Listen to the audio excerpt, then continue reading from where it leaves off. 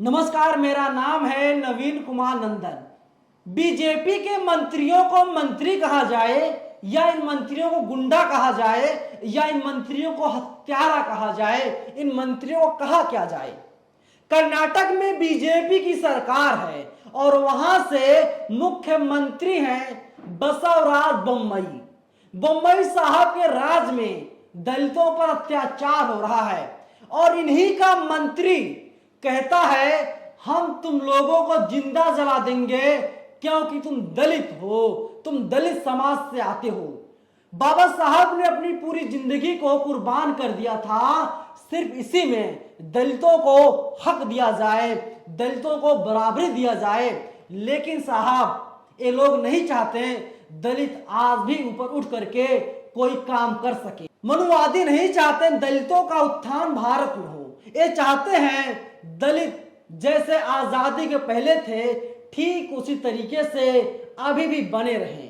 देखिए, कर्नाटक के मंत्री हैं। ईटीवी भारत ने खबर छापी है, मैं आपको बता रहा हूं। ईटीवी भारत यही लिखा है, पुलिस ने बुधवार को कहा कि कर्नाटक के पर्यटन, पारिस्थितिकी और पर्यावरण मंत्री आनंद सिंह के खिलाफ एक परिवार को कथित तौर पर धमकी देने के आरोप में मामला दर्ज किया गया है। यह मामला जिले के एक गांव में एक समुदाय के सदस्य और पोलप्पा जो एससी समुदाय से हैं के बीच जमीन के एक टुकड़े पर विवाद से संबंधित है। अरे साहब, विवाद से संबंधित था, ठीक है, आप मामले को सुलझा लेते हैं। लेकिन आनंद सिंह, इस मंत्री का नाम है आनंद सिंह, आनंद सिंह को लगा मैं मंत्री हूं, मैं बीजेपी सरकार में मंत्री हूं, मेरे खिलाफ कौन कार्रवाई करेगा और मैं जो चाहूंगा कर्नाटक में वही होगा। सोचिए इन लोगों की नीयत कितनी गंदी है। लेकिन जहां जहां पर बीजेपी की सरकार है वहां वहां पर दलितों पर अत्याचार किया जा रहा है। एनसीआरबी की जब रिपोर्ट आई है, एनसीआरबी के रिपोर्ट के मामले में उत्तर प्रदेश नंबर 1 पर है। किस मामले में? क्राइम के मामले में। क्राइम का ग्राफ लगातार बढ़ता जा रहा है। लेकिन आपको यह भी जानना चाहिए, बीजेपी और कांग्रेस दोनों एक सिक्के के दो पहलू हैं।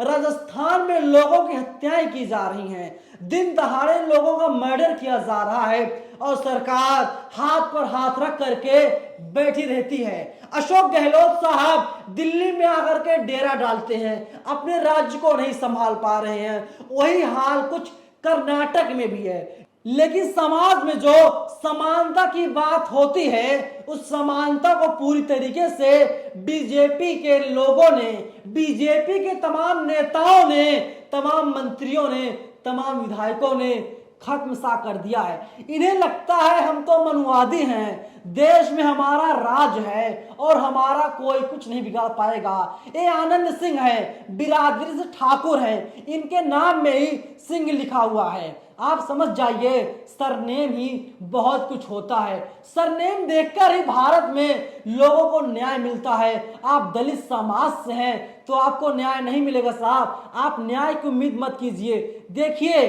भारत का संविधान जो है वो कहता है अगर आप किसी दलित को जाति सूचक शब्दों से गाली देंगे तो आपकी गिरफ्तारी तय है। 24 घंटे के भीतर आपकी गिरफ्तारी सुनिश्चित की जाए। लेकिन यहां पर कई दिन बीत जाने के बाद भी अभी तक मंत्री आनंद सिंह की गिरफ्तारी नहीं हुई है, सिर्फ एफआईआर दर्ज किया गया है। सोचिए, छोटा सा जमीन का विवाद था और उस छोटे से जमीन के विवाद ने मंत्री का ईगो हर्ट कर दिया। मंत्री ने कहा मैं तो ठाकुर हूं और दूसरी जो पार्टी है वो तो दलित है। ईटीवी भारत ने खबर लिखी है, मंत्री ने मंगलवार को गांव के दौरे के दौरान समुदाय के लोगों ने उनसे विवाद सुलझाने में मदद की गुहार लगाई है। पोलम्पा ने अपनी शिकायत में आरोप लगाया कि मंत्री ने उनके पूरे परिवार को जलाने की धमकी दी थी। शिकायतकर्ता मंगलवार रात अपने 5 रिश्तेदारों के साथ होशपेर ग्रामीण थाने में पहुंचा। सभी ने आत्मदाह करने की कोशिश की, हालांकि उन्हें बचा लिया गया और अस्पताल ले जाया गया। पुलिस ने बताया कि पोलप्पा और 5 अन्य के खिलाफ आत्महत्या के प्रयास का भी मामला दर्ज किया गया है। जो पीड़ित है, पीड़ित के खिलाफ ही केस दर्ज कर लिया गया है। सोचिए, ये हमारे देश आजाद मुल्क में क्या हो रहा है साहब। यही कानून व्यवस्था है। प्रधानमंत्री नरेंद्र मोदी को भी जवाब देना चाहिए। एससी एसटी कानून को वे अध्यादेश ला करके लागू तो करवा देते हैं, लेकिन उसका पालन उन्हीं के मुख्यमंत्री कितना कर रहे हैं, अपने में बड़ा सवाल होता है।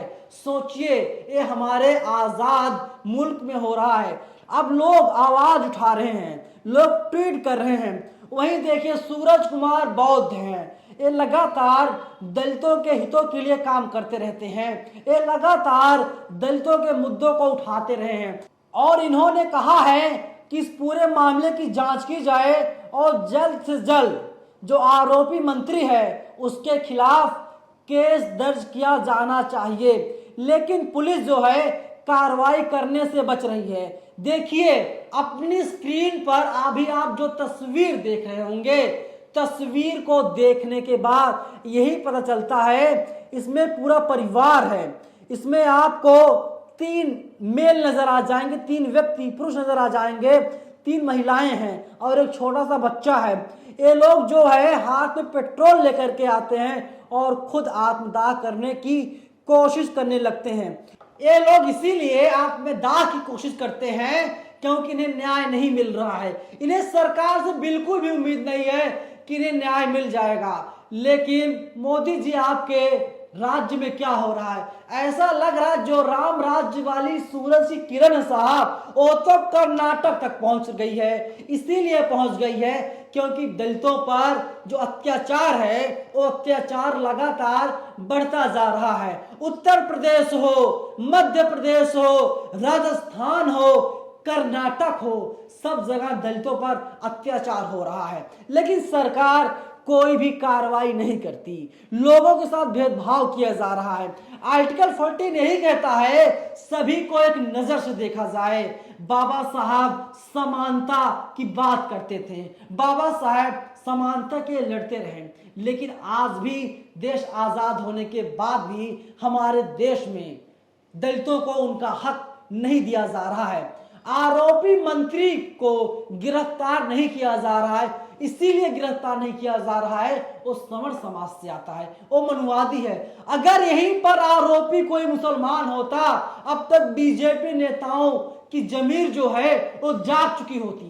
बीजेपी के नेता अब तक सड़कों पर आ गए होते, कहते हमारे हिंदू भाई के साथ ये सब क्या हो रहा है। लेकिन साहब, यहाँ पर जब दलित आत्महत्या करने की कोशिश कर रहा है तो उन दलितों के खिलाफ ही केस दर्ज किया जा रहा है, लेकिन जो आरोपी है उसे बचाने की पूरी कोशिश प्रशासन के द्वारा की जा रही है क्योंकि वो सत्ताधारी पार्टी का मंत्री है। सोचिए, दलित समाज जो है एक कहीं भी सुरक्षित नहीं है, वो चाहे वहां पर कांग्रेस की सरकार हो या बीजेपी की सरकार हो। पूरी वीडियो पर आप लोगों की क्या राय है? आप लोग अपनी राय हमें जरूर बताइएगा। शुक्रिया।